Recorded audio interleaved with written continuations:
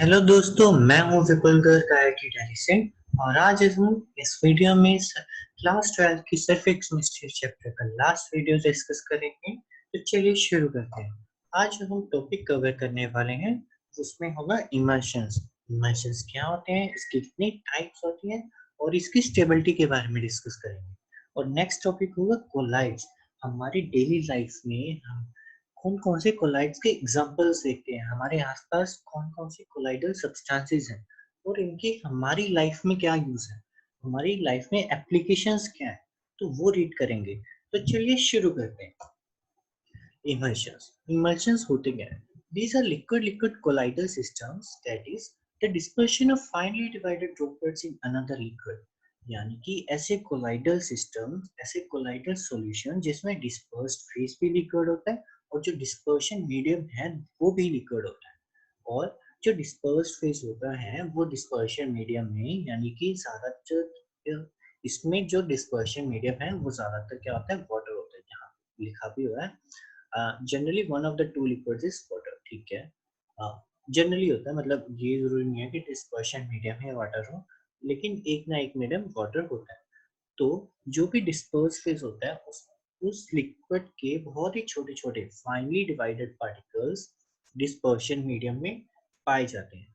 जैसे इसके दो एग्जांपल्स हैं, दो हमारे पास टाइप्स हैं इमल्शंस की, एक होता है ऑयल इन वाटर और सेकंड है वाटर इन ऑयल। तो दोनों की फिगर्स आपके सामने। In the first system water accept dispersion medium तो हमें दिख रहा है, और सेकंड में ऑयल एक्सेप्ट डिस्पर्शन मीडियम।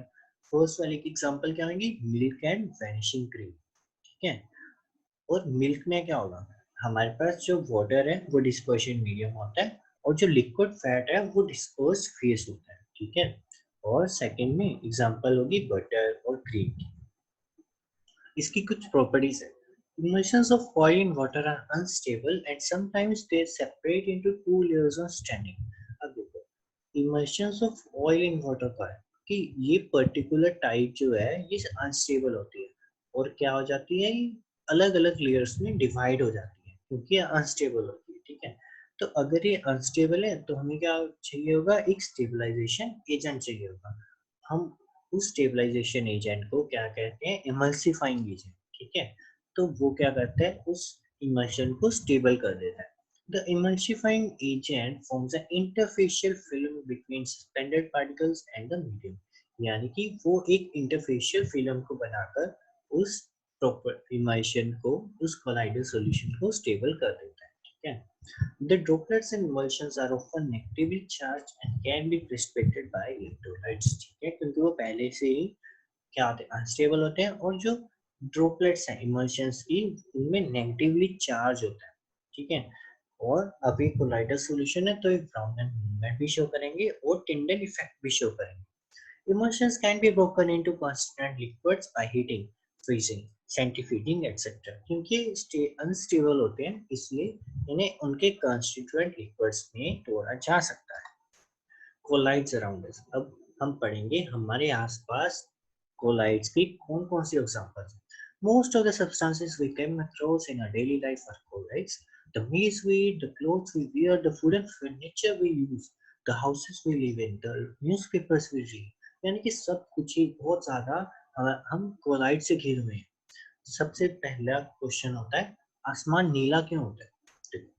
जो डस्ट हमारे एटमॉस्फेयर में, हमारे स्काई में काफी सारे डस्ट पार्टिकल्स होते हैं, तो जब उनके साथ वाटर भी होता है तो वो क्या करते हैं, एक तरह का कोलाइडल सॉल्यूशन ही बना देते हैं। जो वाटर है या डस्ट पार्टिकल्स हैं वो क्या करेंगे, डिस्पर्स फेस का काम करेंगे और जो एयर है, गैस है, वो डिस्पर्शन मीडियम का काम करेंगे। ठीक है, तो जब हमारे पास लाइट आती है, उन पर टकराती है, तो वो ब्लू लाइट को स्कैटर कर देते हैं और वही लाइट हमें दिखती है। तो इसी के कारण स्काई का कलर ब्लू होता है। सेकेंड है फोग, मिस्ट एंड रेन। जो भी हमें फिनोमेना देखते हैं ये भी कोलाइडल सॉल्यूशन की प्रॉपर्टी। देखो कैसे, when a large mass of air containing dust particles is cooled below its dew point, यानी कि जो डस्ट पार्टिकल से भरी जब एयर अपने ड्यू पॉइंट से बिलो कूल हो जाती है। ड्यू पॉइंट का होता है जब वाटर वेपर्स, जो भी वेपर्स होते हैं वो क्या हो जाए, कूल होकर लिक्विड बन जाए, तो उस पॉइंट को, उस टेम्परेचर को कहते हैं ड्यू पॉइंट। ठीक है, The moisture from the air condenses on the surface of these particles forming fine droplets. Due point पहुंचने पर जो इन पार्टिकल्स के अराउंड क्या होता है, जो वाटर वेपर होता है इन पे कंडेंस हो जाता है और फाइन ड्रॉपलेट्स की फॉर्म में बन जाता है। These droplets being colloidal in nature, तो ये हवा में तैरती रहती है और इसी के कारण हमारे पास मिस्ट और फॉग बन जाता है। क्लाउड्स भी क्या होते हैं, एरोसोल्स होते हैं किसके, water in gas, water dispersed in gas के हमारे पास एरोसोल्स होते हैं, having small droplets of water suspended in air. Third है फूड आर्टिकल्स। हमारे पास कितनी सारी फूड आर्टिकल्स हैं, देखो फ्रूट जूसेस हैं, आइसक्रीम्स हैं, ये सभी के सभी कोलाइडल सॉल्यूशंस हैं। और मोस्ट इम्पोर्टेंटली जो ब्लड है, फोर्थ एग्जांपल है ब्लड, जो कि मोस्ट इम्पोर्टेंट है, वो भी क्या है, एक कोलाइडल सॉल्यूशन है एल्ब्यूमिनाइड सब्सटेंस का। ठीक है, तो याद रखना है ब्लड एक कोलाइडल सॉल्यूशन है। और हम हमारी जब भी क्या होती है, चोट लगती है तो उसके बाद में कुछ ना कुछ देर बाद वो क्लोट हो जाता है। क्यों क्लोट हो जाता है, क्योंकि उसमें styptic action of element ferric chloride, तो उससे जैसे कोगुलेशन हो जाती है, ब्लड में इलेक्ट्रोलाइट्स भी पाए जाते हैं, तो ऐसे ही वो कोलाइडल सॉल्यूशन क्या होता है, हो जाता है, कोगुलेट हो जाता है और उससे क्लोट फॉर्म हो जाता है। ठीक है, और उससे हमारी ब्लीडिंग रुक जाती है। सॉइल्स, अब सॉइल्स क्या है, फर्टाइल सॉइल्स भी क्या होती हैं, कोलाइडल नेचर की होती हैं। और जो ह्यूमस है, जो मोस्ट हम फर्टाइल उसका पार्ट मानते हैं, वो भी एक प्रोटेक्टिव कोलाइड है। ठीक है, तो मिट्टी हमारी क्या है, कोलाइडल है। फॉर्मेशन ऑफ डेल्टा, डेल्टा क्या आता है, जब रिवर और एक ओशन का, एक सी का एक ज्वाइनिंग पॉइंट होता है, वहां पर एक छोटी सी हार्ड मास ऑफ लैंड होती है, तो उसे कहते हैं डेल्टा। अब ऐसा क्या होता है, रिवर वाटर क्या होता है, क्ले का कोलाइडल सॉल्यूशन होता है, और जो सी है उसमें क्या होता है, इलेक्ट्रोलाइट्स होते हैं बहुत सारे। तो इन दोनों, जब ये दोनों मिलते हैं तो क्या होता है, कोगुलेशन हो जाती है, और जो पार्टिकल्स हैं वहीं पे एक हार्ड मास ऑफ लैंड बना लेते हैं, जिसे हम कहते हैं डेल्टा। ठीक है, अब देखो, अब हम एप्लीकेशंस पढ़ेंगे कि हमारे आसपास कोलाइड्स तो बहुत हैं, लेकिन उनकी हमारी जिंदगी में क्या एप्लीकेशंस है, हम वो पढ़ते हैं। देखो, these are widely used in industry, following are some examples। सबसे पहली जो भी इंडस्ट्रीज है उसमें कैसे ना कैसे धुआं निकलता रहता है, जैसे कोई मशीन, स्टील की इंडस्ट्री हो, कोई केमिकल्स की इंडस्ट्री, तो बहुत सारा धुआं आता है। तो उस धुआं को कंट्रोल करने के लिए, उस स्मोक को कंट्रोल करने के लिए हम प्रेसिपिटेटर्स यूज करते हैं, ताकि ज़्यादा हमारे इन्वायरमेंट को हार्म ना हो सके। तो क्या करते हैं, इस प्रेसिपिटेटर में हम दोनों साइड एक चार्ज प्लेट्स लगा देते हैं, और उन प्लेट्स का चार्ज स्मोक पार्टिकल्स के ऑपोजिट होता है। ठीक है, तो smoke before it comes out, वो एक चैम्बर से गुजरते हैं जिसमें प्लेट्स होती हैं, चार्ज प्लेट्स होती हैं, और उनका चार्ज स्मोक पार्टिकल्स से ऑपोजिट होता है। और जब ये स्मोक पार्टिकल्स उससे गुजरते हैं तो उसमें क्या हो जाएंगे, स्टिक कर जाएंगे, और फिर बाद में हम उसे कलेक्ट कर लेंगे, यानी कि हमने उसे एटमॉस्फेयर में भेजने से रोक दिया। सेकेंड है purification of drinking water.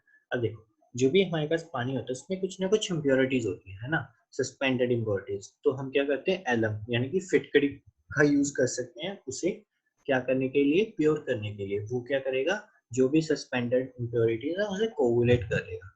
Medicine, medicine भी कोलाइडल नेचर की होती हैं। काला अज़हर, जैसे काला अज़हर बैक्टीरिया ही होता है, ठीक। तो कोलाइडल एंटीमनी का यूज किया जाता है, ऐसे कोलाइडल गोल्ड का यूज किया जाता है, milk of magnesia stomach disorders के होते हैं। तो मेडिसिन में भी कोलाइडल्स का बहुत ज्यादा यूज है। टैनिंग क्या होता है, लेदर फॉर्मेशन का प्रोसेस होता है। अब जो एनिमल हाइड्स हैं, हाइड्स यानी कि खाल, एनिमल की जो खालें हैं वो क्या होती हैं, कोलाइडल नेचर की होती हैं। और जब हम उसे क्या करते हैं, टैनिन में सो करते हैं। टैनिन एक सब्सटेंस होता है, लेदर टाइप ही होता है। तो उससे क्या होता है, कोगुलेशन हो जाती है, म्यूचुअल कोगुलेशन प्लेस हो जाती है, और इसी के कारण हमारे पास हार्ड सब्सटेंस जो कि लेदर होता है वो बन जाता है। ठीक है, क्लींसिंग एक्शन हम पढ़ ही चुके हैं पिछली वीडियो में। और फोटोग्राफिक प्लेट्स एंड फिल्म्स, अब देखो फोटोग्राफ, इनमें क्या होता है, इनमें कोटिंग की जाती है ना, एक इमल्शन की कोटिंग की जाती है, एक कोलाइडल सॉल्यूशन की कोटिंग की जाती है, जिसमें लाइट सेंसिटिव सिल्वर ब्रोमाइड होता है। तो जब भी लाइट पड़ती है तो वैसा ही वो पिक्चर बना देती है। रबड़ क्या होती है, रबड़ भी कोलाइडल सॉल्यूशन है लेटेक्स की, है ना। तो यहाँ पे भी यूज आ गया। इंडस्ट्रियल प्रोडक्ट्स में तो हमने पढ़ ही लिया था पहले, है ना, कि पेंट्स में, इंक्स में, सिंथेटिक प्लास्टिक्स में, सभी में रबड़ का यूज होता है, सभी में सॉरी कोलाइडल सॉल्यूशन का ही एप्लीकेशन। तो एक क्वेश्चन करते हैं, why is it essential to wash the precipitate with water before estimating it quantitatively. यानी कि अगर आपके पास एक प्रेसिपिटेट बना है तो उसे वाटर से धोना क्यों जरूरी है, उसका भार वगैरह तोलने के लिए, उसे और उसे जांचने के लिए। तो सबसे पहले उसे धोना जरूरी होता है। अब देखो इसका आंसर क्या होगा कि भाई जो प्रेसिपिटेट है वो सॉल्यूशन से बना है और सॉल्यूशन में उसी प्रेसिपिटेट के कोरस्पॉन्डिंग आयंस होंगे, जैसे NaCl है, उसका प्रेसिपिटेट बना। तो NaCl के सॉल्यूशन में Na पॉजिटिव के भी आयंस होंगे और Cl नेगेटिव के आयंस भी होंगे। तो हो सकता है उसी प्रेसिपिटेट पर आपके Na पॉजिटिव या फिर Cl नेगेटिव के आयंस एब्जॉर्ब कर जाएं। तो उससे क्या होगा, हमारी जो एस्टिमेशन है वो गलत आ जाएगी, इसलिए वॉश करना जरूरी होता है। तो यही इस आंसर में लिखा है, आप पॉज करके इसे देख लीजिए। तो इसी के साथ हम इस वीडियो को एंड करते हैं। अगर आपके कोई भी डाउट्स हैं, सजेशंस हैं, तो मुझे कमेंट सेक्शन में बताना बिल्कुल मत भूलिए। Okay, thank you.